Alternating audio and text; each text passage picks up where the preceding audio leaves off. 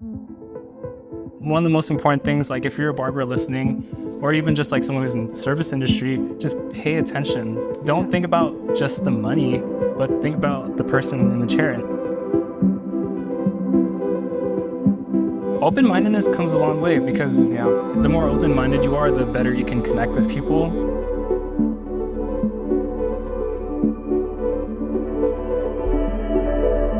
With a lot of like social media, like a lot of people are lonely. A lot of people are like, people need people. People need people. People need people. Thank you for being here with us. Thank you for being a fly on the wall. Hope you guys are encouraged. We'll see you guys next time.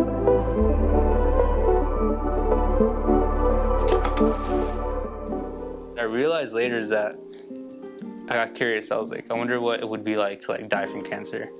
And it said that for my specific type, it affects the main area first. What was the cancer? Colorectal cancer. And it was stage 4, dude. I was like on my way out. It pretty much said at first it affects the main organ, the colon area, which I couldn't go to the bathroom, right? Full obstruction. And then it affects secondary organs. It got to my bladder. And then when it gets far enough, like you're just in so much pain, they just have you on like morphine to just manage all of it. And the entire time I was working full time. Because like at the end of the day, I still had to pay bills. All right, guys, welcome to another episode of The Green Room. I have a very special guest with me today. I want to introduce to you guys a very close personal friend who's also in the barber industry. He currently works at Page Boy in downtown San Jose. He previously used to work at Concept downtown San Jose. And he has a remarkable story about his life, about challenges, about his wisdom in the barber industry. And I'm really excited to get into this conversation, bro. So without further ado, Rodolfo Sanchez, welcome to the Green Room. Good to be here, man. So me and Rodolfo, we met in person to grab coffee a couple weeks ago. And I reached out to him because he has a crazy story about, and I don't want to give it away because it's your story to tell, but it inspired me in a way that makes me want to live my life. And if you guys tune in, you guys will get bits and pieces of his story and the overall story. And man, my life is in a lot better place because of the inspiration that you have for my life. And so I kind of want to get the background on who you are, kind of start how you grew up and weave that into your story of how you are as a barber and in your career. Okay. Dang, well, I mean, I grew up in San Jose pretty much most of my life. I'd say growing up, I never really knew what I wanted to do. Like, I was never that guy who like was, I'm gonna be a doctor. I was like, oh, I want to skate forever. I want to box forever. I want to do music forever. Like, I signed up for my SATs on the last day. I took them once and that was it. I didn't apply to any colleges until the very last day, and I only applied to the ones that had a familiar name. Yeah. Didn't sign up with any major. Changed my major like 3 times. Changed colleges twice. And throughout the entire time, I was cutting hair. I started cutting hair like my junior year of high school. Just always had like $10 haircuts. Never liked it. I was a crier, dude. The amount of times that I probably made that I embarrassed people cutting my hair as a kid is insane. Like if you were getting a haircut from them and you didn't like it, you just cried in the chair. Cried. Some of my clients are like that. No, just kidding. And I remember at the time, like the undercut had just come out, and I was like, dude, this looks easy. And I was like, I don't know if I trust anyone to do it. So I just went on Amazon, bought some clippers, and started there. And it was like one of the few things where I think I immediately got so obsessed with wanting to get better at it. Not even for anybody else, just because I was like, well, I bought the stuff, might as well get good. And so then I would bug my nephew, my brother, and I think it just happened pretty naturally. I never thought I was going to cut hair for a living. By the time I got to college, I was pretty consistently cutting people every week. And my last semester, I remember thinking like, well, I'm going to go into HR. I should probably join a club or get an internship. So let me quit my regular job and just cut hair full time because it's really flexible. And almost like the very next day, I just went on Instagram, told everybody, hey, here's some pictures. I'm going to start cutting hair. Hit me up. And my first day, I had like 10 clients. Dang. Which was insane. The next day, I had 8, and I just was super consistent. Then COVID happened, and everyone was nervous. I completely just stopped cutting hair for like 6 months, and then when things opened back up a little bit, I had this little setup in the backyard under a canopy. And I think just because nobody else was cutting hair, I just picked up a lot of clients like really, really fast. And I had a lot of friends who were like pretty good with like social media, or just had other careers. They owned a gym, they owned like a clothing brand, and they were like, I mean, you're already doing this, dude. Why not just take a chance? I was like, oh no, dude. Like, it feels like I'd have to start over, going to school. They kind of convinced me, and I just signed up, and that was kind of it, dude. I mean, I don't think there's ever been another thing in my life where, I mean, there's a few, but like to the extent that I got obsessed with it, where like I'd wake up, I'd watch videos, I'd be in class, I'd watch videos, I'd be in the bathroom, I'd watch videos, I'd go to sleep thinking about it, I'd get mad if I did a bad haircut. Like, it just like completely like took over my life for like a good amount of time. I mean, even now, I'm still pretty obsessed with it. But yeah, I don't know, like I never decided I was going to do it for a career, and it's like one of the easiest things that like I kind of fell into. Yeah. I've interviewed a lot of people now, and the amount of times they said that they got into cutting hair because they didn't like how other people cut their hair, it's pretty funny. Even when I was so similar to your story, I would get a haircut for me it was at an Asian salon, and I would cry because they just did not get it right. But then there was this stylist over at Hair Creation off of Hossetter and Capitol, my boy Terry. He was the best stylist that I knew of in that salon, and it was because he really listened to what I would want to get. And being in like middle school or high school, if you show up with a bad haircut, it's a huge blow to your self-esteem. Yeah. And then I remember he would cut my hair over and over. I was always happy about it. And I finally got a haircut from someone else because he wasn't available, and they butchered me. And from then on, I kind of convinced my dad to get me a pair of clippers so I could start cutting his hair, my own hair, other people's hair. And it's all because I felt like I could try it, you know? And I like how it's a very humble beginning for you too, because a lot of people now, because barbering has become more popular. Yeah. It's like a no-brainer. Yeah, I'll do that as a career. Yeah. It's like, dude, it wasn't cool when we were young. It was not cool. It was actually pretty questionable. My wife, shout out to you, Steph, she asked me one time when I decided to, instead of going to Evergreen College or going to Academy of Art in San Francisco, I decided, I want to go to Barber College. And that's when she said, are you sure? Like, are you sure of all the things you want to do? And I'm glad I stuck with it because, man, barbering is amazing. It's an amazing career path. Yeah, dude. Yeah. I mean, I'd never thought I would meet the people that I've met, or even, I don't know, be as financially stable as I got so quick. Mm-hmm. And a lot of people would have never thought of it, Yeah. No, it's crazy, dude. I mean, barbering like changed my life like entirely. Yeah. And I don't even know if I could do another career. Like, I don't think I could work in an office. Mm-hmm. There's no way. Yeah, because now we're in a job where we see people all the time. We're building relationships.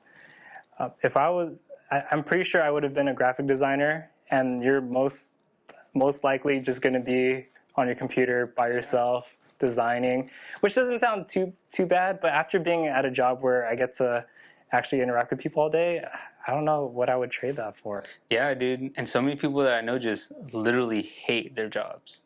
Yeah. So talk about that a little bit. What are some of the stories that you've heard from behind the chair, people? Dude, maybe I don't know if I have so many stories. More just like recurring themes of like, they're like, I don't want to talk about work. Like, don't tell me about it, or don't bring it up, or like, it just seems like it's such a drag that they don't even like to have hobbies outside of work besides just like watch TV and just let kind of time go by because they're so burnt out from it, I have a lot of clients that make really good money in tech and they travel a lot, like they live good, but they're pulling like 60, 70, 80 hours sometimes. Yeah. One of my boys has to go to China every other month, and he says they work him like a dog over there. He works for Apple. And just like, he's like, dude, I'm pretty much working all day long. I go back to my hotel and I sleep. And I go back to the factory and just watch things, work, go back home, sleep. Yeah. It's like, what kind of quality of life is that, you know? Because I read this online that the average age of retirement now, given like, the economy and how much it takes to retire, especially in the Bay Area, it's around 67. So it's gone up. Yeah. And 67, if you play your cards right at our age right now, you being 27, me being 30, our 60s could still be pretty fun, right? Yeah. But that is such a long time of just working. Dude, yeah. I mean, and that's the thing too. Like, I feel like I said, like barbering didn't used to be cool, and now everybody like is doing it, and it's like you're almost like a celebrity or like a rapper. And but at the same time, it kind of feels like, in a weird way, like the NBA or like football, where you're kind of like making no money for a little bit, and then you get this opportunity, and you're making the most money you've ever made, and there's nobody guiding you, there's nobody giving you any financial planning advice. Everybody's just spending their money left and right, and you just kind of follow along, you know. And if you're not smart, I mean, same with like in like the NFL and the NBA, like yeah, you'll get a contract, but maybe things don't work out the way that you thought, and you only play a season or two, and you spent all your money, and now what? You're starting over again. And like I think a lot of people don't realize, like, dude, you can age out, you can burn out. I don't know, you can break your arm, and then what? Like, there's so many things that just life just happens, and it's like if you're not prepared for it, or you don't like take the steps to like plan for that, then well, then what? You know, because you're in charge of everything. There's nobody making like a savings for you. There's nobody putting money aside for taxes for you. You're not building your credit if you're not reporting anything. You know, how are you going to get a loan? How are you getting an apartment? How are you going to, I don't know, dude. You're really just living day to day almost. Even if you're living good, you know, you have to be working every day to have something. This is a topic that we haven't talked about yet on the Green Room. And it's a topic that a lot of us barbers tend to skirt around because it's very touchy. Yeah. The whole topic of personal finance in the barber industry. And so, Rodolfo, for you guys who are listening, that's a big insecurity that even I have when it comes to the barber industry. So I've been cutting hair for about 13 years now, about to be 14 years. And the emotional roller coaster of, well, if I want to save for a house and I need proof of income for a house, that means I have to file all my taxes. Yeah. And for a lot of barbers listening, like I'll be the first to tell myself, there are years when we didn't. Yeah. We didn't file everything. Yeah. And this is by no means financial advice for you guys listening. This is not financial advice, but this is just experience. Yeah. A lot of us barbers, we're not financially literate. I think the industry at large for forever has been like that. I mean, any industry that's like cash only. Yeah. Yeah. And because we're financially insecure or illiterate on that topic, it makes saving for the future very scary. Yeah. You can imagine a barber who's in their 40s, even 50s, still cutting hair, their back hurts, their shoulder hurts, they have arthritis, and no savings, no retirement plan, no medical insurance. Yeah. It's a scary place to be in. Yeah. And not only that, I mean, you just grow so bitter. I mean, I don't want to put anybody on blast, but I mean, I've been cutting hair like at this point 10 years. With the license 4 years. Yeah. But in this short amount of time, the amount of people that I've met that just look jaded, or you can just tell they don't care anymore, but they have to be in there cutting hair, is like insane. And like, I never want to get to that point, but I'm also not naive to the fact that I'm gonna be tired. I'm not gonna be able to sustain the same level of work forever. And I want to eventually get to a point where I'm cutting hair just because I want to, not because I have to. Because I think like with anything, when it feels like you have to do it, you just don't like it as much anymore. Anybody who does music, who does anything, dude, the moment that changes, it's just like, it just sucks. Yeah, it's the difference between saying I have to do this versus I get to. Yeah. And a lot of us who got into cutting hair, it's because we just it was just fun. Yeah, dude. I remember a time when there was nothing else I wanted to do, would just have like my day just full of clients and just getting to do haircuts all day long. And I mean, a lot of days now it doesn't feel like that. Like, but you just have to, yeah, just change that mindset of like, you know, I could have a shitty job, dude.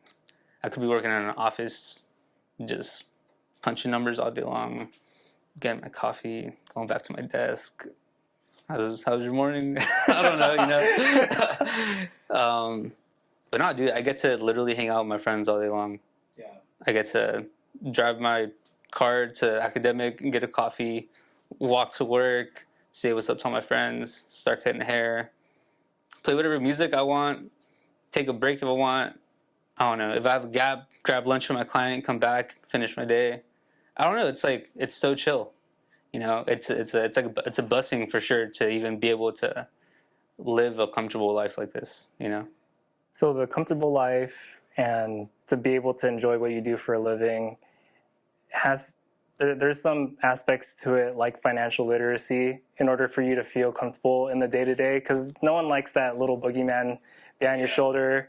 Even though you're having a great time behind the chair, the little boogeyman is telling you, well, you know, you don't have a house yet and you don't have a savings, you're in a bunch of debt. It's a very scary feeling to be in. I have some, on a practical level, some of the things that me and my wife do to kind of be financially literate and prepared for certain things. But I wanted to get your take on what does that look like for you from someone who works behind the chair? Because there's a lot of younger barbers or entrepreneurs who are listening, and this is a gray area for them. So can you share what you do practically on the financial end? And I could share a little bit of my own experience. I feel like for me, it starts really way back, though. I think it's a big mindset thing, you know? Yeah. Because I think if you're fortunate enough to, like, not have to worry about maybe, like, your family or stuff like that, then maybe you're just focused on yourself. And you can enjoy all the money that you make and just, you know, be free. But I remember there was a time in middle school when I realized, like, if I don't figure it out, my parents are going to work until the day they die.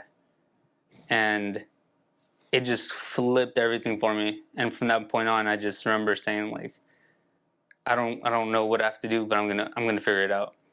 And so even when it came to barbering, I was like, okay, I'm making really good money, but now, like, I'm in charge of everything, you know? And I would ask around to my friends, like, hey, like, what are you doing for this, for that, you know, as far as, like, money goes? And then nobody could give me a clear answer. Literally nobody, maybe one person. And even they were kind of doing it a little sketchy. So I just started doing a lot of research. And I mean, luckily I knew enough from some classes that I had an idea, like in college, that I had an idea of what to do. But it really took a lot of, like, research on my own. Essentially, what I came down to was, like, the first year, the first little chunk of time that you're cutting hair, you're not making that much money, really. So I'm not, again, don't take this as, like, advice. This is what I did. This is what I did. You know, there's a lot of days where you're just sitting around. You're waiting. You're trying to get clients in, and it's like, okay, why would you report your money then when you don't have enough to even really survive? You know, so maybe, at least for me, like, it wasn't until I hit maybe like 50K that I really until I started seeing maybe like over like 5 to like 10K a month that I was like, okay, let me start reporting, because now it's like, it's money that I want to put in the bank, that I want to use, that I'm going to get caught for it. And I don't want to be audited for the next 6 years if the IRS comes after me. So when I was making small amounts of money, I really just, I was just saving it, just paying only cash, and it sucked. It was super annoying. But then, by the time I broke, like, I don't know, 50K, I was like I started just reporting on my own term, you know, just like a 1099, just like independent contractor. And then I was like, okay, maybe I should make it a little more serious. Like, I want to be able to write stuff off. I want to maybe have more structure so that I can start building some sort of paper trail, or just building credit in general for my business. So I started an LLC, and then my first year filing taxes as an LLC, I just got dude. There's so much they don't tell you. You know, you think you're going to get taxed differently because you're a business, but you don't. Because as an LLC, you get taxed exactly the same as an independent contractor. So not only are you paying state and you're paying federal, you're also getting paid. There's no employer. So you're paying 15.3% self-employment tax because you are the employer and the employee. And if you make 100,000, what's 15.3%, dude? On top of, you know, everything else that you're going to pay. And yeah, after that, I was like, okay, like I need to figure something out. And there's people that make way more money than I do that pay a lot less. So like, what do I do? And I figured out that, you know, the whole LLC S corp structure, where it's like a pass-through entity, where essentially like you start a LLC, you file as an S corp, and essentially you become like an employee of your own business. But you have to set up payroll, you have to send like quarterly reports, you have to have financial statements, P&Ls. It's a pretty big deal. But what it lets you do is essentially your business gets taxed federal and state, but you yourself will get taxed federal, state, and the self-employment tax. But you only pay yourself like a reasonable amount of money. So sometimes that could look like, I don't know, 25 to like 50% of whatever you make. So that 15.3% ends up becoming really, really small. Everything else that you make gets kept in your business account, and then you end up collecting it at the end of the year as a distribution. So it only gets taxed twice. The bigger chunk, the smaller chunk that you make, gets taxed 3 times. So you save like roughly like maybe, depends how much you make, a little over like 10 to like 20K at the end of the year. But it's just so much of a headache and so much of a paperwork to do. And at that point, it's beyond anything that I knew. I knew enough to like get by and do my own taxes. But I mean, shout out to Chris Basio, Tomb 45. He said he had that whole pie accounting thing.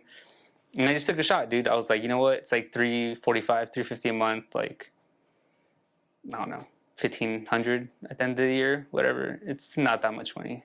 But when I told people that I was paying $350 for an accounting service, dude, they looked at me like I was an idiot. They were tripping. Yeah.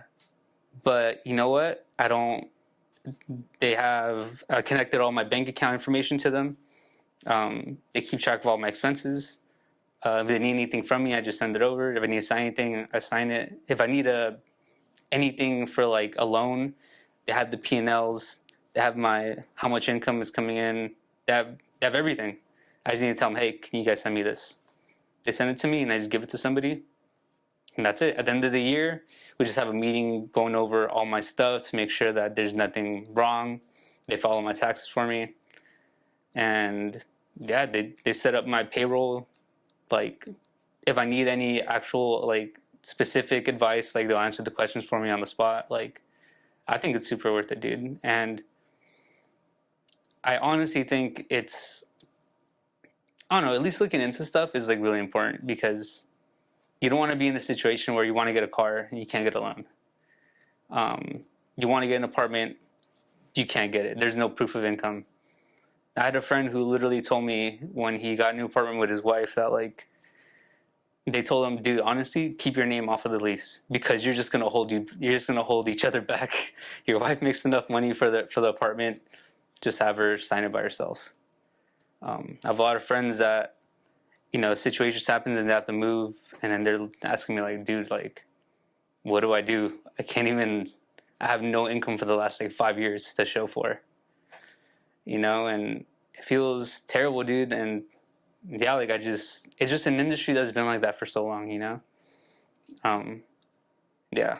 The main thing that I want a lot of people to understand so Rodolfo has said a lot of practical things, and I hope you guys are able to see it as a way to be inspired to be more organized as a barber or as a small business owner or whatever it is.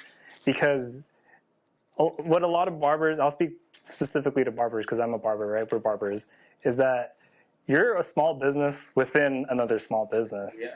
And so if that's the case, you know, you're already, for a lot of us, we're on social media, we're doing our marketing, we're putting our name out there. We're also doing the customer experience for whoever's in the chair. We're also making sure we have retention, making sure they come back for another haircut. that's all great, but without the financial acuity and the tactfulness of hiring someone to do your finances for you, to know how much money you're bringing in, knowing how much expenses you have, that's part of being a small business, because the barbershop isn't responsible for what you do with your finances. Yeah. They're just there to make sure you have a clean station and the lights are on and the water's running. Yeah. Other than that, barbers, please listen to me. Do what you can to get financially literate. Yeah. It'll only benefit you in the long run. And so, thank you for sharing that. On my end, it's similar but different. I hire a CPA, and it's someone that I've been going to for many years. They have a lot of my own business history, and also me and my wife, we filed jointly. Yeah. And there's this cool thing when you get married, you get placed in a lower tax bracket, so you actually get taxed less. Mm-hmm. When you have a child, there's a certain amount of tax credit that you get per child, so that also lowers your tax bracket as well. This is all stuff that a lot of people should consult with the professional, because they'll take whatever tips that we would have here in the podcast and run with it, but really hire a professional that you can pay who actually know what they're doing. Because Dude, I've had clients give me the worst advice. Somebody told bro, me, it's the blind leading the blind. yeah. No, and if you're someone who's giving me advice and you're in tons of debt and you don't know what you're doing with your money, Like, dude, some quick ones, like, you can't write off the mileage when you drive to work. If you just have a computer at home, that's not a home office. You need a designated, like, room where you can write off all of the stuff inside the room to be an expense. You can't write off every single meal, every single drink you have with your friends. Matter of fact, you have too many write-off, it gets flagged by the IRS. And it looks bad because it looks like you're not profitable. Yeah, if you buy a couch and you put it in your house, it's not a write-off, dude. Like, just crazy stuff like that. I was like, are you sure? And I would ask my accountants, and they're like, yeah, no, they're tripping. They're on one. yeah, you have to be able to justify it in through the lens of your business. Yeah. And if you're not taking your clients out or your coworkers out, or just people at your work out to something business related, that's where it's kind of a gray area. If you go on a vacation, is it a business trip? Just because you did my haircut, dude, doesn't mean you can write off the whole thing. But take a lot of these statements with a grain of salt. Hire a professional to do it so you can do it right. And ultimately, the end goal, like what you said, we want to be able to be in this industry for as long as we can in a healthy way. Yeah. And a lot of it starts with our finances. Another cool thing too is get on a budget. Yeah. Know how much money you make. Dude, bare minimum, know how much you're making every day, every week, every month at the end of the year. Know how much your expenses are monthly, quarterly even. Figure out the quarterly tax dates, you know. There's 4 quarters. What else? Know how much you're making, know how much you're spending on your business. Save like 20 to 30% for taxes at the end of the year if you're really going to report, you know. Also, if you're not paying quarterly taxes, you're going to get penalized at the end of the year. Yeah. So pretty important to do the estimated payments. Federal and state, it's 2 different ones. Know which one to pay to. Just bare minimum, dude. The amount of people that can't even tell me what their net profit is at the end of the month is insane. They're just out here weighing it.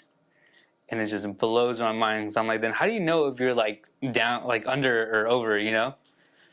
The statistic is for America, 80% of Americans live paycheck to paycheck. Yeah.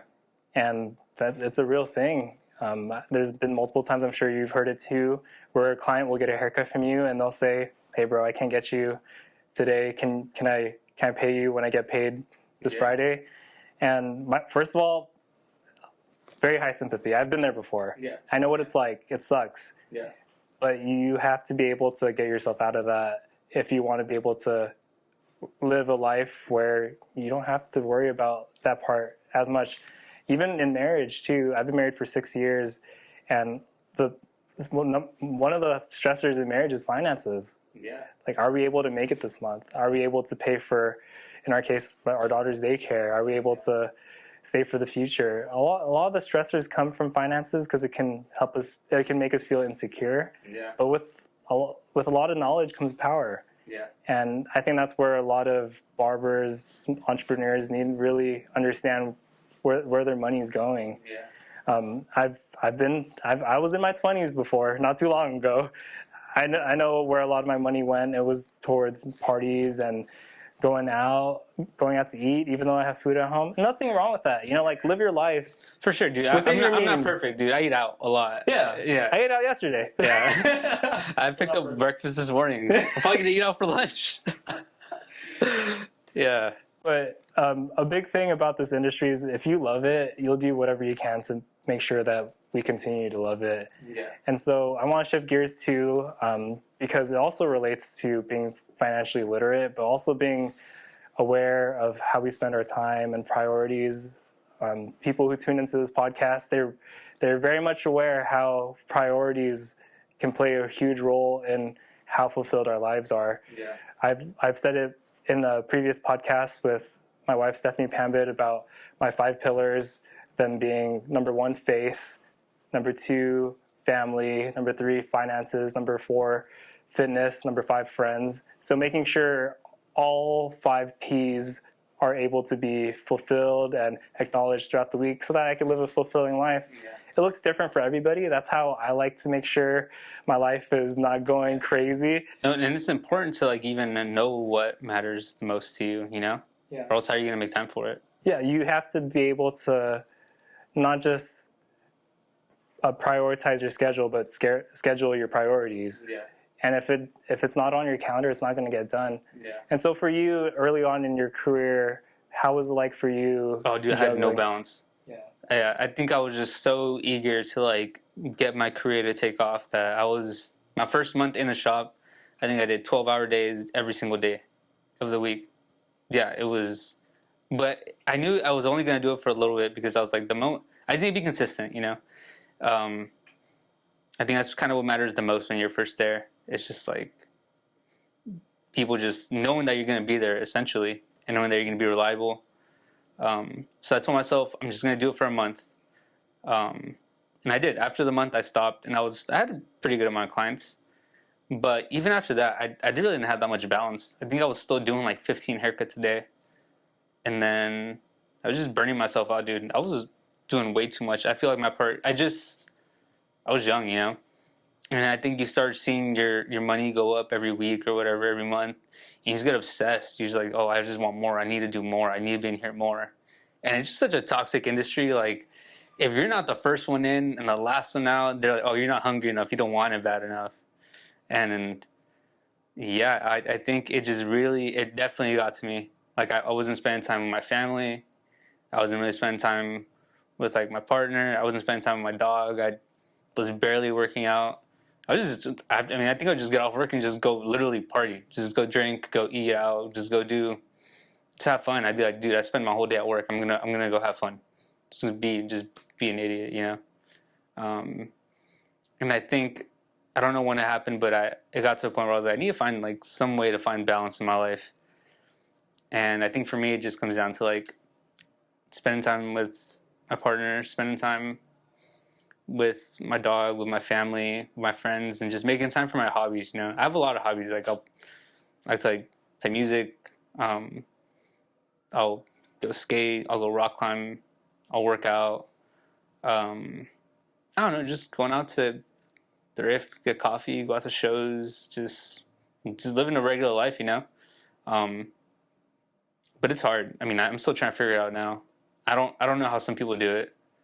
Because I can't wake up super early in the morning and then go to sleep super late, get 5 hours, and then do it all over again. I don't know. It's still a challenge for me now. I think my girlfriend just moved to the city, San Francisco. So. Oh, really? Yeah. So I'll probably see her once, maybe twice a week. I see my family, my mom and dad, maybe once, maybe twice a week. I'm mostly just at work and then hobbies and stuff, But it's hard. I think defining what is most important to you is probably the biggest thing, and then just figuring out a way to make time for it. Because I feel like when I really break down my days, I don't really think I have enough time for a lot of the things I want to do. but how would I explain it? I think, like I said, at first I was doing like 15 haircuts a day. Then it was 12. Then it was 10. Then it was 8. And now I'm at a point where, I mean, I'm very like blessed to be charging whatever it is that I charge, and like I have like enough clients to where I could do 6 haircuts a day, 5 days a week, 30 haircuts in total, and be fine with that.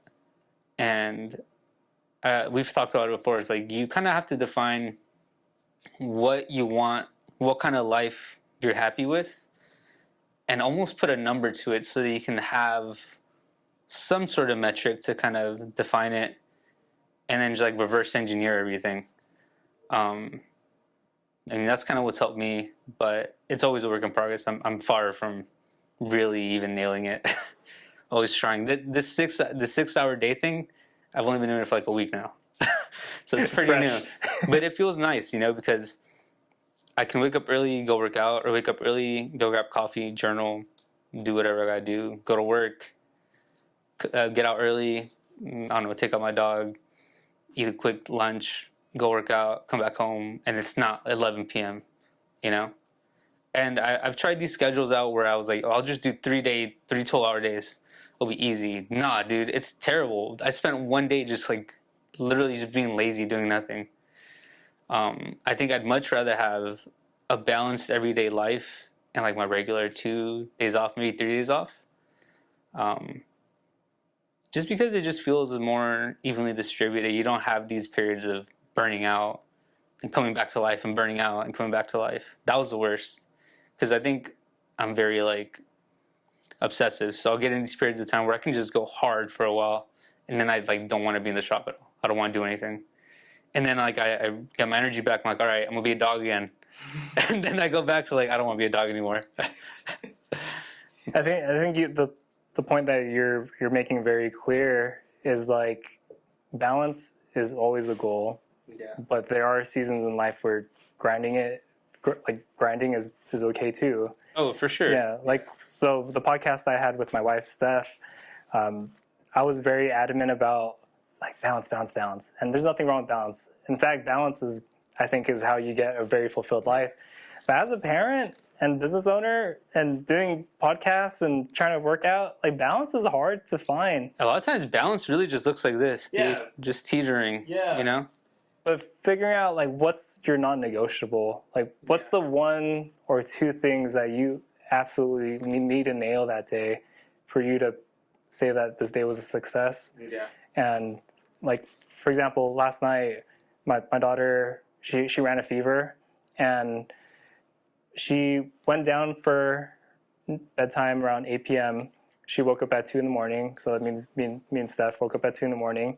So we're exhausted, right? And then come to work on a Saturday, and I still got to have my day, and then I have the podcast. Obviously, I'm here with you, but I'm tired, man. And so it's like I didn't get a chance to do my workout or my morning coffee routine, and that's kind of how life is sometimes. Like there's an ideal day that we all would like to have.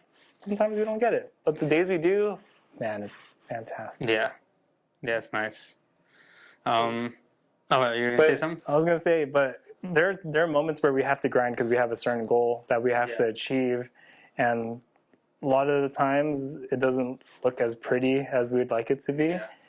But having balance, it's something that I would like to have every day. But sometimes you just don't. Yeah, for sure. Like I said, I think everything has its seasons, Yeah. I think at first, like, if you're going to do 6-hour days, like, you're not going to get very far. I think you just have to set your boundaries, Yeah, boundaries. Yeah. Boundaries are, I did not have any boundaries when I was younger. I said yes to everybody. Dude, yeah. I mean, I think this morning I took an extra 2 clients, even though it was going to ruin my day. It's hard. And that's actually why I went down to 6 hours, because after the whole cancer thing, like, I really had to cut back my schedule a lot. And it got to the point where I said, I'm not going to do more than like 25 haircuts, whatever the number was. And by the end of the week, I had already hit 35, maybe 40. And it was just because I felt bad. And I was like, dude, I got to do something. So I was like, all right, you know what? Like, I'm just going to raise my prices for all new clients, and I'm going to keep my regular people at the same price. and hopefully it puts like some sort of barricade or like kind of weeds out people that don't really want to be here. And the new people that really want to be here, you know, I'm sorry, you're just gonna have to pay the new price so that everyone who's like been with me for this whole time can at least find a spot somewhere. Yeah, and that's the thing too, you know, it's just like, I guess it kind of comes into like scaling too, right? You know? Yeah, because there's times in your life where you really need to put your head down and just work. They call it like monk mode now, Yeah. where you're just everything, just block everything out and just work. And then there are times where you got to come back down to earth and, you know, have your hobbies again and find time to really take care of yourself. You touched on it, and that's a kind of a direction I kind of want to go into. Finding balance in life when you're faced with a chronic illness like cancer. Yeah. Can you walk me through the story, and also for the people listening online, just Yeah, sure. what led up to that and how life has been kind of just tackling that? Dude, it was crazy. It really just hit me out of nowhere. It really just happened overnight. Everything was fine. I had a trip planned to Mexico with my family, to visit my family in Mexico for the first time. And the week before that, I had already started to feel a little weird, just like weird abdominal stuff. And then one day I get to work and my friend tells me, dude, are you all right? You went to the bathroom like 30 times today. I was like, dude, I wish. Like, there's nothing coming out, like, at all. And he's like, what? And I was like, yeah, dude, I'm just sitting in there just like, just dying. And couldn't figure it out. Pretty much the next day I had to go to Mexico. Went to Mexico and did not go to the bathroom at all. Well, the entire time I was over there. And I was telling my family, like, dude, I think something's up. And they're like, maybe you just ate weird food over here, you know. They're giving me like, all these papaya smoothies and crazy concoctions. And my stomach was just like hurting like crazy. Before we left, like my brother we went to the pharmacy, got like a strong laxative, helped a little bit, blew it up on the plane. And got back here and went straight to the like urgent care. And that's the thing that sucks. I set up an appointment with my primary and it was like 2 months out. I was like, dude, I can't wait that long. So went to urgent care. The nurse literally was like, have you tried celery juice? Then the doctor just prescribed me like Metamucil and some other laxative. And it kind of helped for like that first week, but nothing really changed. Like by the time that the laxative like worked, I was like, all right, maybe I'll be good now. And the next week, again, I just wasn't going to the bathroom at all. And I would just write it out. I'd be like, okay, I guess I got to get more laxatives or whatever. Long story short, it was like that kind of became the routine. I'd be a week of not going to the bathroom. Saturday, Sunday, I would just down as many laxatives as I could so that I could be okay to work on Monday again. And I would then go to urgent care again, and they would just prescribe me more stuff, and nobody could figure anything out. So for 6 months, it just got progressively worse. That 1 week turned into like a week and a half. The laxative turned into 2, turned into 3, turned into like trying to concoct a bunch of different stuff, to the point where I think it was just like affecting me so much. I had like crazy back pain. And I remember like the owner of the salon would like walk in on, like I would do a haircut and I'd go in the back and she would walk in on me on the floor. Yeah, I'd be like, dude, I literally like, I'm like 100 out of 10 pain right now. And then they'd be like, hey, Rodolfo, your client just came in. And I would just like crawl up and then go do the haircut and then run to the bathroom, sit down for a little bit. If I feel like it like relieve pressure or something, come back out, do my haircut, go to the bathroom, come back out, do my haircut, go to the bathroom. And dude, I wrote it out like that for a long time. And when it got really bad is when I not only could I not go to the bathroom, I had crazy back pain, and I couldn't even sleep, dude. What got me was, I think now I know what it is. It's like the tumor that I had in like my colon, like rectum area, got so big that it was it was like causing an obstruction. And then it was putting so much pressure on my back and like around this whole like lower body area that it like gave me this urge that I had to constantly go to the bathroom. And I don't mean like every like hour. I mean like every 30 minutes you felt you had to run. Like you're about to just like absolutely like shit yourself. And I couldn't figure it out, dude. I thought I had like IBS or something. I don't know what was wrong. So I would go to sleep with the heating pad on full blast. I'd take like 2 edibles and I would take like oxycodone or hydrocodone to go to sleep. And it was like that every single night. And whenever I get home from work, I would freaking turn on the shower as hard as I could. I would lay on the floor in the shower and I would just sit there until like the pain went away. Then I'd go to bed, heating pad, same routine. And it was just like that. Work, come back home, do that. Work, come back home, do that. And then it got to my bladder. And it's like, it went from you just like peeing normally to then one day, it's just like spraying everywhere. And then after you pee, it's just like, it just feels like someone shoved like, I don't even know, like a stick with thorns inside you. And I'd be on the floor for like half an hour. And then it got to the point where I literally couldn't pee at all. And I would have to like go in the mirror and be like, all right, let me like look where my bladder would be. And I would dig in as far as I could, touch my bladder, and then it would release everything. And then I'd be on the floor for 30 minutes because it hurt. Yeah. And dude, it was a rough 6 months. What I realized later is that I got curious. I was like, I wonder what it would be like to like die from cancer. And it said that for my specific type, it affects the main area first. What was the cancer called? Colorectal cancer. And it was stage 4, dude. I was like on my way out. It pretty much said at first it affects the main organ, the colon area, which I couldn't go to the bathroom, right? Full obstruction. And then it affects secondary organs. It got to my bladder.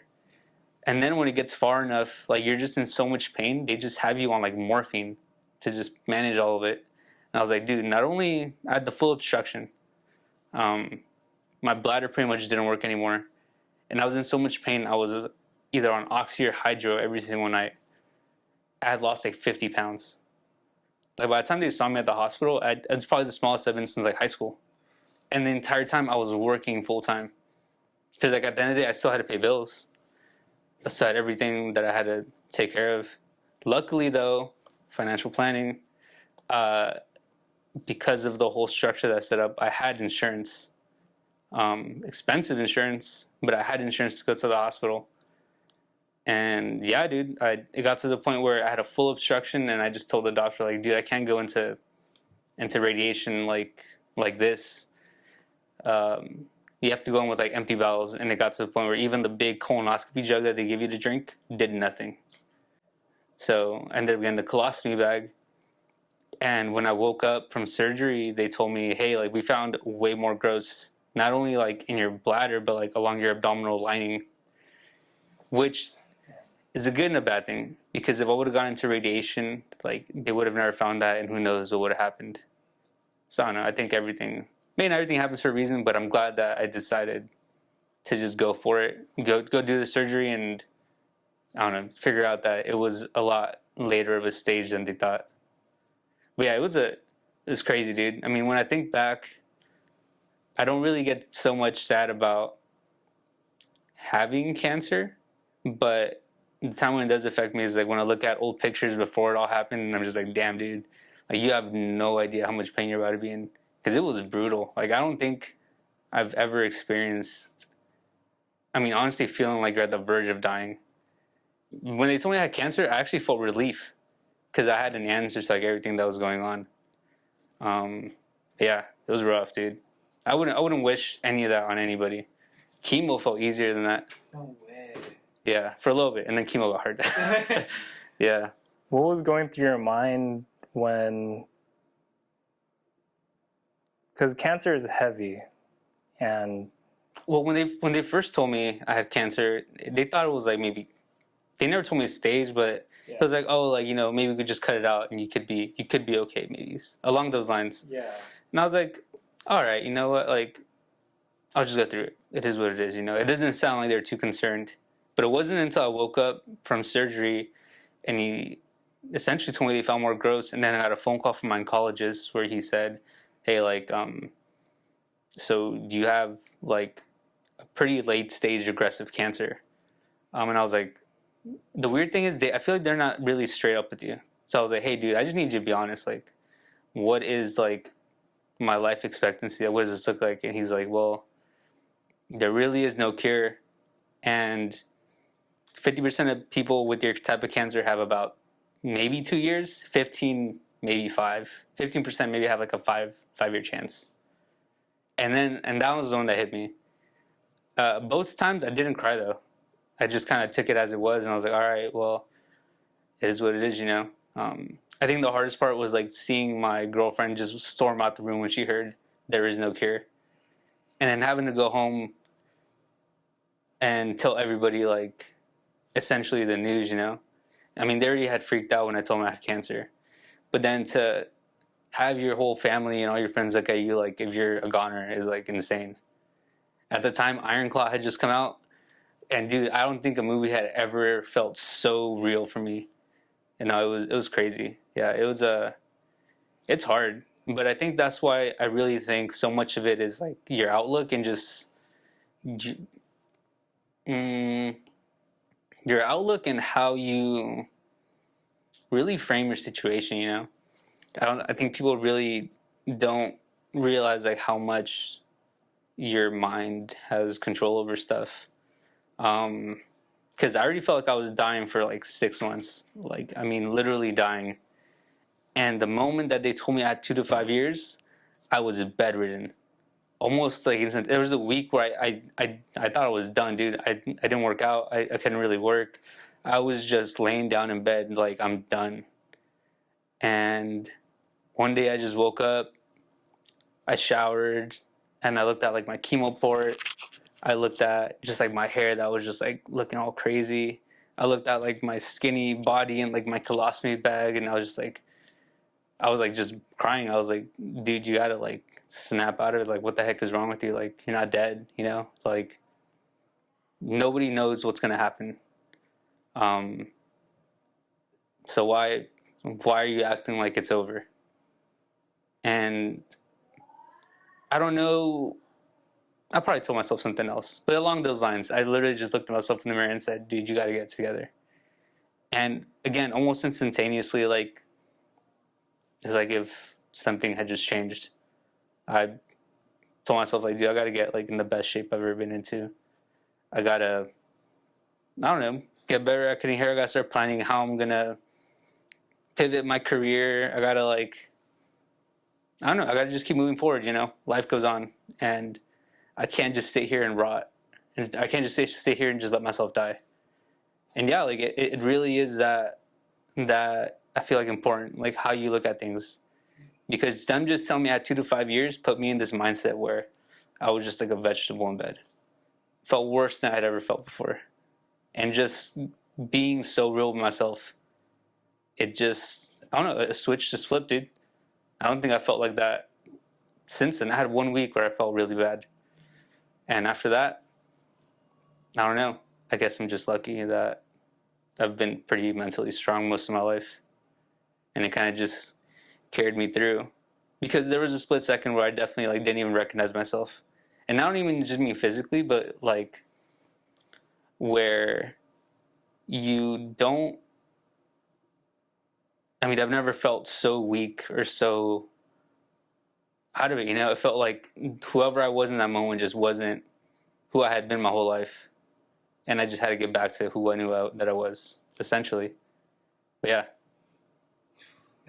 Because there's a lot of people who live their lives and maybe they're 100% healthy, right? But then they live their life in such a way like they have all the time in the world to live. And for someone like you who went through battling cancer, knowing that there may be a chance that you only have 2 to 5 years, it awakens something inside of you. Yeah, dude. And I mean, tying this back into like cutting your hair, like I feel like I used to live like I was invincible. Like I had the rest of my life to like hang out with everybody, to spend time with everybody, and it just made me realize like how much time I had just like let go. Just because I was so hyper focused on trying to like build and plan a life that wasn't even real yet. You know? Like you get so caught up in trying to like trying to plan for the future that you stop living for like today, and you forget that. I mean, the future isn't real, dude. The only thing that is really real, that really is important, is like right now. It comes back down to like balance, right? Like, how do you plan for the future and set yourself up for the future while not getting so caught up in all that? Because I think that just drives anxiety. That's the crazy thing. I used to be super anxious, and I feel like the moment that it felt like there was no more future and there was only now, like I don't know. I haven't bit my nails like in a year. It just really, I think I'm almost like too present. Like I don't really think too far, even like more than like a month out as far as like planning goes. And it's kind of like trying to enjoy every moment for what it is, I guess. Yeah, I struggled with a lot of anxiety for pretty much since I was in my early 20s. A lot of it, after going to therapy and understanding where it stems from, the feeling of like just this chaotic future, that like impending doom that most of the time doesn't happen. Yeah. But just getting so, like living too much into the future and not living for the present, like you said. I feel a lot more present now because I went through a bunch of therapy, and I should be in therapy. but your life experience was therapy in itself, you know. But for me, it was learning how to get grounded in now. And my therapist, he showed me coping mechanisms such as he said, imagine a stop sign, and you know, a stop sign has 1, 2, 3, 4, 5, 6, 7 sides. 6 sides, 7 sides. Is it an octagon?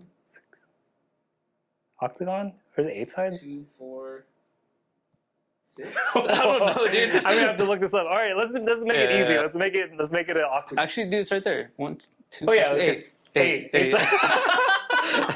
That's sides. so funny. So, okay, imagine the right shape, which is an octagon, which is a stop sign. And he said, for every point, take a deep breath, and then breathe out 1, and then go off to another side of the octagon.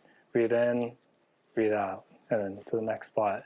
Do that 8 times, and by that time, because it's a stop sign, it's like you stop your crazy thoughts from taking over your mind. And a lot of my anxiety came from, part of which was how I was shown how to handle stress. A lot of it is like, it was shown to me, like how I was raised, like worry so much about the future that you can't live, you know. Yeah. But then now, since I know that you don't know what tomorrow is, you know, and you miss out on a lot. And there would be moments where I'm with people in the room, like how we're sitting right now, but I'd be thinking about the future. And like, I'm here, but I'm not really here. Yeah. And it's like people would say stuff to me, and I can't process it. And it just turns into this really weird, like, you're not really here, you know? Yeah. And because of therapy and just a lot of the stuff that I went through with my own family, I shared it in a previous podcast with my daughter and whatnot. But challenges in life have a strange way of bringing you back to now. And I don't relish in hardship and struggle because no one enjoys it.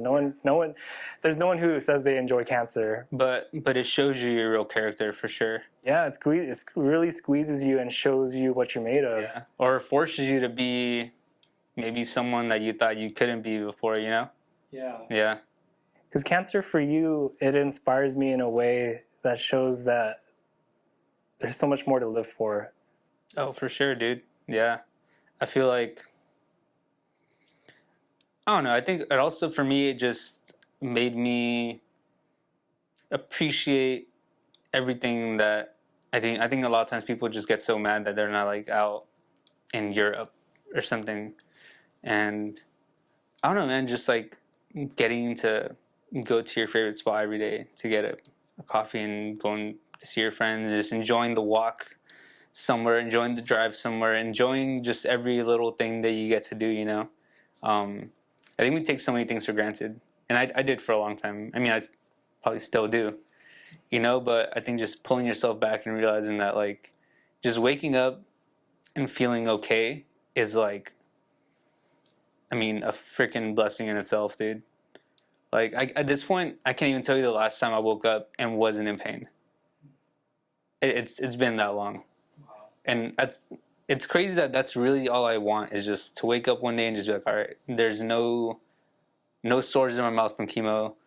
There isn't like crazy cystic acne everywhere from chemo. There's not like, I'm not nauseous. I'm not throwing up bile. I don't have like crazy like migraines. I don't feel dehydrated. My mouth isn't bone dry. Like my mouth isn't bleeding all the time. I don't know, just whatever it is, like, yeah, just waking up and feeling okay and just having like a normal life. Like, I mean, that's like enough to just be happy about. Yeah, you're alive. Yeah. Even just that. You're breathing. Yeah. I mean, and even with cancer, like, I tell everybody, and I'm serious when I say it, like, I don't have that many things to complain about. Like I've been with my girlfriend for like almost going on like 10 years. I have a super supportive family. I have a huge community. I have a bunch of friends that are like down to like help me out however they can. I have a bunch of fulfilling hobbies. I have a super fulfilling career. I don't know what else. Like, yeah, I don't know, dude. If it wasn't for cancer, like, I really wouldn't have anything to complain about. So, and that's the other thing. When I got cancer, I was like, you know what? Like, I'm just glad that it didn't happen to anybody else in my family, because so many other people have so many more challenges ahead of them, and I'm kind of just like coasting a little bit. So, like, you know what? It is what it is. Like, I'd rather it be me than anybody else. Speaking of support, you mentioned it to me when we had coffee, the crazy amounts of support that you're able to experience. Can you share a little bit about how that was for you? Oh, dude, it was so overwhelming. I feel like most of my life, I don't think I've ever felt super. I get weird when people compliment me or give me any sort of props. So I think it just comes down to never really feeling too like deserving of stuff, or to feel worth celebrating or anything. I don't think I've had parties, and this last birthday party I had was like the first one I really had in a long time, and even that felt weird. But yeah, like my family really wanted us to do a GoFundMe, and I felt weird about even like asking for help. I feel weird about receiving help. But they really, really wanted to, and I knew that eventually I would need it. I didn't know if I was gonna be able to work or not. The way that they explained chemo and all these things, I thought it'd be out of work entirely. And yeah, so I told my brother, yeah, just go for it. Put up the GoFundMe. And just in the moment, I feel like I just had to say something to get everybody's morale up. Even if I didn't really believe it, I was like, I have a good feeling that a lot of like San Jose is gonna support me. I think we posted up like at 8 p.m. and by like 11, it was like at $32,000. And I remember like everybody was just crying, dude. I was bawling. I was telling my girlfriend, like, does this happen to like everybody? Like, is this a normal amount? She's like, no, this definitely does happen to everybody. And then like the next day it was like at 38, then it was like at 40, then it got to like 50. Like, it's insane, dude. There's people that there's been a few clients that I've only cut once or twice that like donated like $1,000, it just goes to show how like impactful like or how real our relationships are. I think a lot of times like I feel weird or like I don't think imposter syndrome is the right term, but I almost feel like we're more friends than we really are, or like maybe I care more than they care. I was like, oh, they probably just think I'm their barber. Like, and it's weird that I would like think that they're like my friend, just based off of how we talk. But no, dude, like the amount of support that I got, it just showed like how real these relationships are, And you don't think about it, but there's people that you've probably been cutting for like 3 to 6 years, that you see every single week. That's more than I see some of my friends. Yeah, the amount of support I got was like insane, dude. I would have never thought in a million years that anything like that would have happened. I mean, it felt like out of a movie. I don't know if you saw Hot Rod. It felt like when they saved Frank.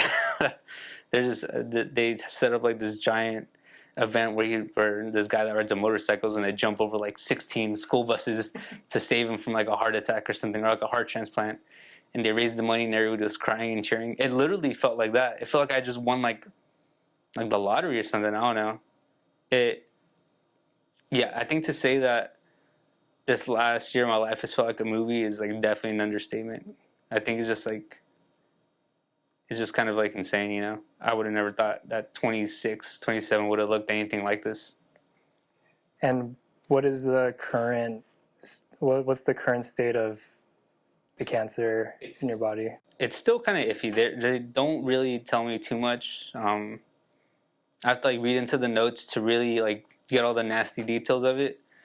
I have a meeting with my surgeon on Tuesday, and keep in mind, just like 2 months ago, when they did the scans and I talked to my oncologist, they had said that, like, look, like your cancer is something that at first would look like it was like uncurable, and the more that we look at it, it's like maybe something that is at the verge of uncurable and maybe curable because it's spread really far, even like this distant lymph nodes, but it's not like in your liver or in your lungs or in your brain or something. It's like far but localized far, so it's like a weird state.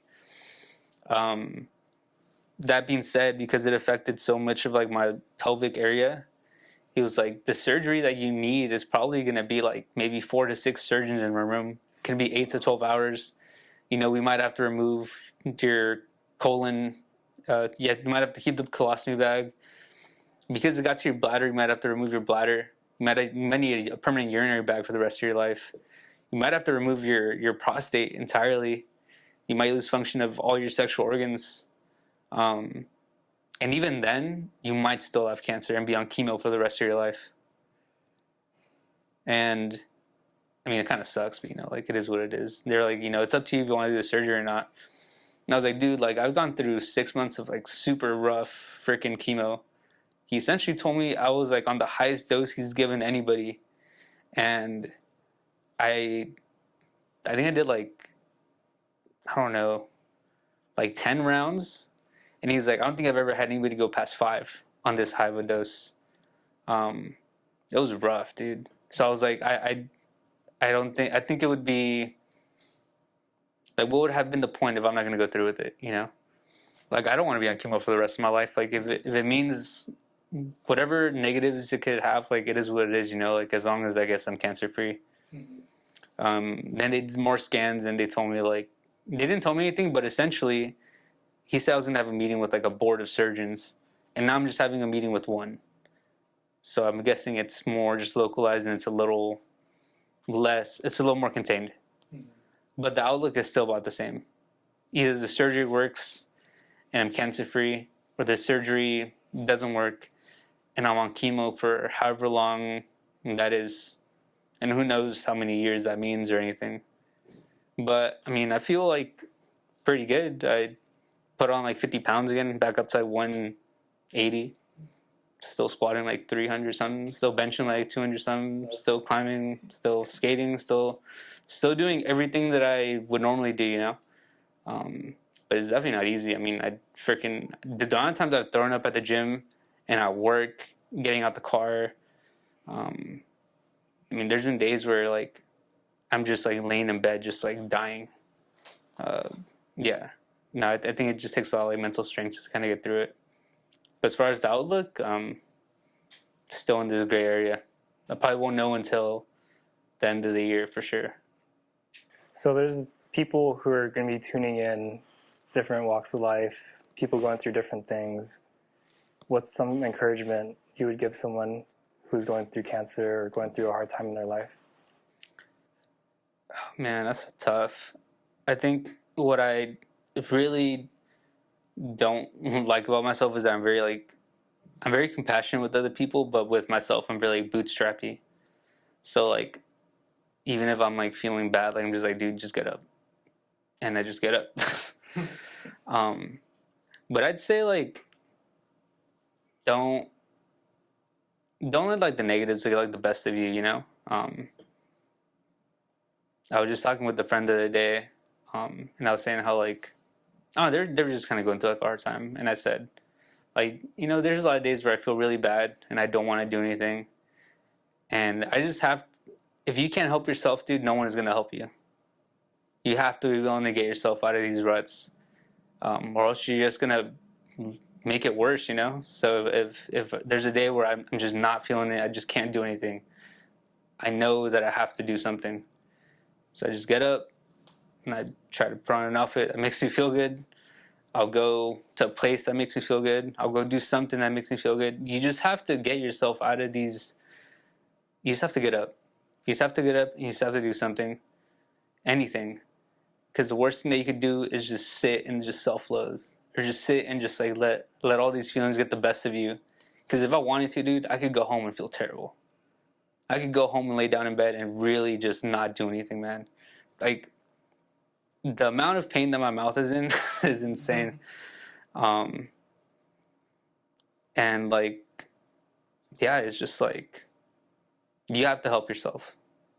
Because friends and family can be there for you, but there's a lot of days where it's going to feel like all people can do. And you know, even if you have like anxiety or depression, anything, there's so many things I feel like all people can do is just helplessly watch you be helpless. And I don't want anybody looking at me like that. So you just have to help yourself get out of those situations, you know, because at the end of the day, kind of you said, like, in your case, like, you have to like ground yourself. You have to slow down. You have to like really get it together. And I know it's hard. It's not easy for anybody, but there's no real pretty way of saying it, you know.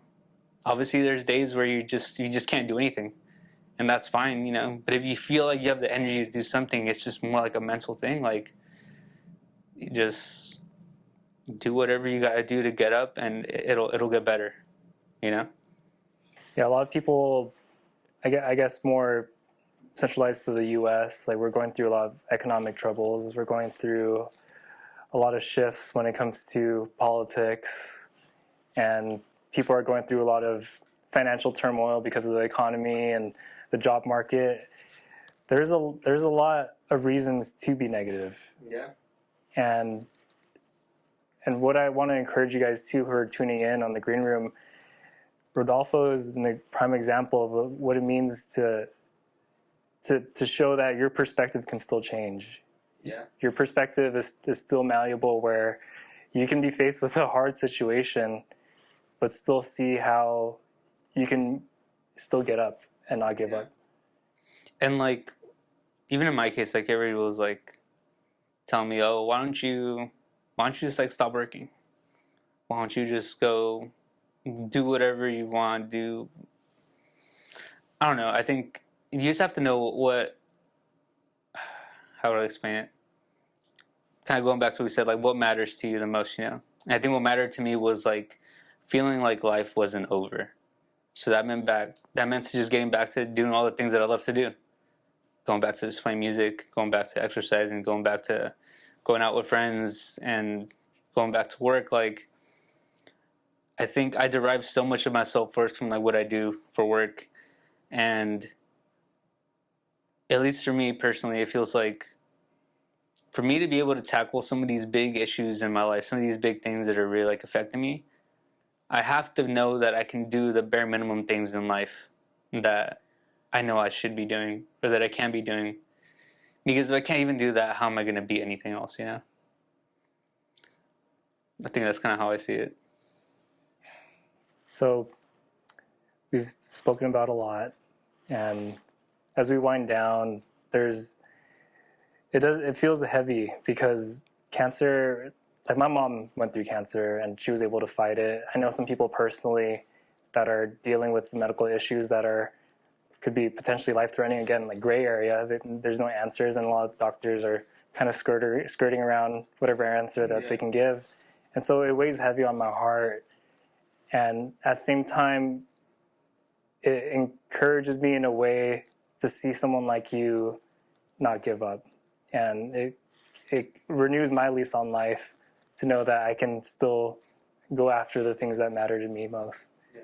And so for the people watching online and tuning in, I never want this podcast to be a thing where we're answering questions that no one's having.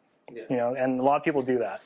It's like, hey, let me give you this solution to a problem that you don't even have. You know, but life, something that is the common thread amongst all of my podcast guests, people that I sit in my chair, is that we all go through something. Yeah. And in your case, having the support system of your family and your friends around you, your clients, and most of all, even yourself, being able to pull yourself out of these negative thoughts. I want to encourage everyone who's listening, hey, there's community out there for you. There's support out there for you. There's people out there who love you and want to be there for you. And just like Rodolfo, man, I hope this message and this episode is able to hit home for you guys, that you guys aren't alone. I mean, I think that's the biggest thing. It's like when we go through this stuff, it's like, man, I'm going through cancer by myself. I'm going through all these financial issues by myself. It's like, no, we're all there for each other. Yeah. Like, I think you shouldn't make yourself feel like an outsider. No. I think a lot of times things can feel very self-imposed, just based off of like what perspective or like what you're like projecting out, you know? Like, yeah, if you want to feel alone, you can. You'll find exactly what you're looking for. And if you're looking for love and support, you'll find it. And that's a mindset thing too. Yeah, like, I mean, I think we talked about it before, where it's like, even when it comes to like relationships, like if you, I don't know, so if you want different people in your life, you just have to start looking for it or start putting it out there, and eventually it just kind of comes around, right? So as we wrap up, anything else on your mind? Anything else? What else would you want to share with the audience? Oh man, that's tough. I'd say like maybe just a few key points that we like hit on was just like, look, like the future is important for sure, you know? Plan for it. Think about it. Don't be so short-sighted or closed-minded about things. Like, plan for the future that you want, but just don't forget that the most important thing is like now, you know? There's a few clients that I've had that, I mean, I don't know, I never thought anything that I did was necessarily like inspiring or anything, but I'll give you like one clear example. One of my clients was working in tech here in San Jose, and he never really seemed too happy. Like, he liked his job, but he just kind of felt like alone. And when I got cancer, I kind of told him what was going on, and I asked him in the chair, like, what would you do if you had like 2 years left? And he said, honestly, dude, I think I'd go back home with my family. And a month went by, 2 months went by since that haircut. I saw him at the gym, and he's like, hey, dude, I just want to tell you, like, thank you. And I was like, why? He's like, because I just realized that, like, you know, even though I like my job here, like, I'm just not happy, you know? I'm going back home with my family in like 2 weeks. So I'll see you for a haircut. And yeah, you kind of inspired me to think about what really matters to me and what I value in life, you know? And yeah, I thought that was crazy, dude. Like, I mean, I feel happy for him, you know? Because, yeah, like I said, think about what matters the most to you and just how you can have more of that in your life, I guess. And just cherish it now. Yeah. Because, look, I know they told me I had 2 to 5 years, but any one of us could die tomorrow. You know, nothing is for certain. Life is uncertain. I think all you can do is just enjoy every day and make the most of it. And yeah, just have a strategy for the future. Well, Rodolfo, you definitely inspire me, and I hope this also inspires everyone who's watching online and listening online as well. And I want to give you the last word. How can we support you? How can we book with you? Where can we find you on social media? I think all my social media is the same, just Rodolfo Sanchez __. Being booked. I think my booking link is on my Instagram. Okay. I work at Pageboy, downtown San Jose, right in front of Labyrinth. Shout out, baby boy. All you ratchet people out at Labyrinth. Yeah, I don't know. Get a haircut if you want. If not, we just go hang out, get coffee, just chill. Well, I love what you're doing with your life and the message that you're maybe not intentionally spreading by sharing your story, but to be able to have you in the green room, it's such an honor, because I'm really glad to be here. it's amazing. Stories like these, guys, and I've been reiterating over the last couple of pods, I hope these stories grow you guys who are listening, because it's grown me in such a way where I don't want to live like I have unlimited amount of time left. I want to live as if tomorrow's not promised, and to be able to spend it with the people that matter most. Yeah. And I'm glad I was able to spend this moment of time, this space, with someone like you. So I thank you. I appreciate it. And I'm glad about what you're doing here, man. I think, like we said before, like, I think there's some people that have tried to do something like this, and it just feels so performative and like preachy.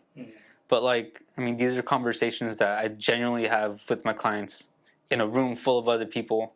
So it's cool to see it just taken into like, I don't know, it just feels like just a regular setting, you know? It just feels very natural. And this is what is going to inspire other people to hopefully have these important conversations as well. Because we're in a state in the world where conversations, they may be happening, but to talk about real things that are under the surface, I think that's where true growth happens. And you've been able to be vulnerable with me and the people online. And yeah, I can't wait till this comes out and it inspires everyone else who gets to listen to it. I'm nervous. Nervous. So guys, this has been another episode of The Green Room. I hope you guys are encouraged. Hope you guys walk away with there's been a lot that's been said. And if you guys walk away with one thing, man, we would have done our job. But live today as if tomorrow's not promised. It's not certain. And guys, I hope you guys tune in next time on The Green Room. This has been Rodolfo Sanchez. We'll see you guys next time. You guys take care. Peace.